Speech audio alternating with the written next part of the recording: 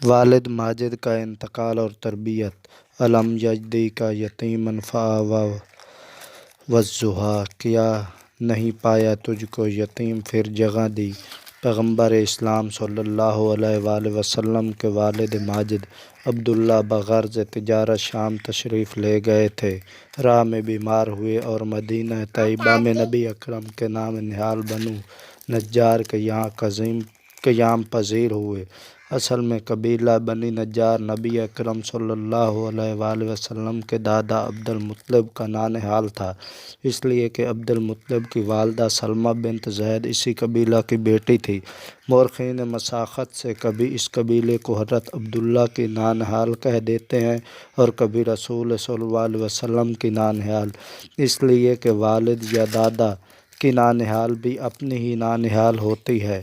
عمر نے وفا نہ کی اور ولادت بسعادت سے 2 ماہ بیشتر مدینہ طیبہ میں ہی انتقال کر گئے۔ ترکہ میں بجز 5 اونٹ، چند بکریاں اور 1 باندی، یمن برقہ حبشیہ، اور کچھ نہ چھوڑا، اس لیے اس در یتیم نے اپنے دادا عبد المطلب کی نگرانی میں تربیت پائی۔